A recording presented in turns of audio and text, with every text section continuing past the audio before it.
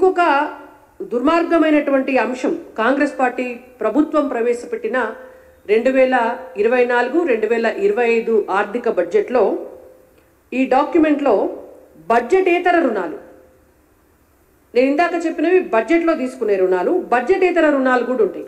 అవి వీళ్ళు కార్పొరేషన్ల నుంచి వివిధ ప్రాజెక్టులు కడతామనో లేకపోతే వివిధ పథకాల కోసమనో ఇన్వెస్ట్మెంట్స్ కోసమనో కార్పొరేషన్ల నుంచి రుణాలు తీసుకుంటారు. అది కొంత పర్సెంట్ తీసుకుంటారు.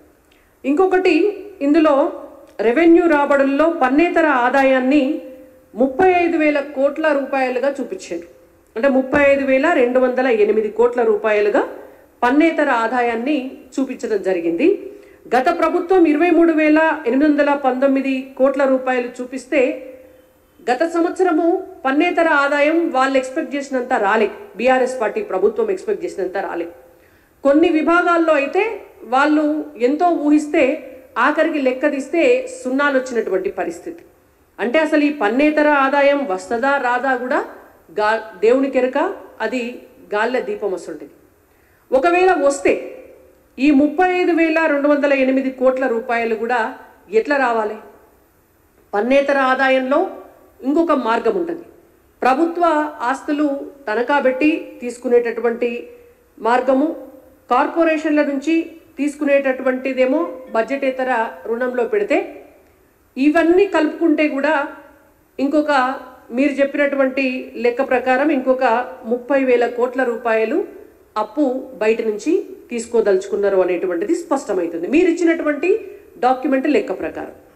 అంటే ఇవాళ దాదాపుగా 2,91,059 కోట్ల రూపాయల కాంగ్రెస్ పార్టీ ప్రవేశపెట్టినటువంటి ప్రభుత్వ బడ్జెట్లో 1,00,000 కోట్ల రూపాయలు అప్పే చేస్తున్నారు, అప్పే చూపిస్తున్నారు 1,00,000 కోట్ల రూపాయలు. దీంతో పాటు ఇంకొక కీలకమైనటువంటి అంశం, మొన్న ఆల్రెడీ మా కేంద్ర హోంశాఖ సహాయ మంత్రి బండి సంజయ్ కుమార్ గారు ఒక కీలకమైనటువంటి అంశాన్ని లేవనెత్తినారు. కాంగ్రెస్ ప్రభుత్వం రూల్స్ని కూడా పట్టించుకోకుండా మర్చెంట్ బ్యాంకర్స్ని అపాయింట్ చేసి మరిన్ని రుణాలను, అంటే 1,000 కోట్ల రుణాలను తెలంగాణ రాష్ట్రం కోసమని చెప్పి ప్రభుత్వ గ్యారంటీతో తీసుకోబోతోంది. టెండర్ డాక్యుమెంట్స్ని మార్చటము, దాంట్లో ఉన్నటువంటి విధి విధానాలను మార్చటము, దాంట్లో పారదర్శకత లోపించడం అనేటువంటి దాన్ని చూస్తే మాకు అనేక రకాల అనుమానాలు ఉన్నాయి అనేటువంటిది వారు మెన్షన్ చేసినారు. ఈ మర్చెంట్ బ్యాంకర్స్ నుంచి అప్పు తీసుకునేటువంటి విషయాన్ని అసెంబ్లీలో కాంగ్రెస్ ప్రభుత్వం స్పష్టం చేయాలి అనేటువంటిది డిమాండ్ చేయడం జరిగింది. మాకున్నటువంటి సమాచారం మేరకు, మాకున్నటువంటి అనుమానాల మేరకు మరిన్ని 1,000 కోట్ల రూపాయలను కాంగ్రెస్ ప్రభుత్వం మర్చెంట్ బ్యాంకర్స్ ద్వారా కూడా అప్పు రూపంలో తీసుకోబోతోంది అని. అంటే దీన్ని బట్టి చూస్తే మనకు అర్థమయ్యేటటువంటి పరిస్థితి, దాదాపు ఒక 1,15,20,000 కోట్ల రూపాయల అప్పును ఒక్క సంవత్సర కాలంలో కాంగ్రెస్ ప్రభుత్వం చేయబోతుంది అనేటువంటిది మనకు అర్థమవుతుంది. ఇక ఇది అప్పులకు సంబంధించినటువంటి అంశం.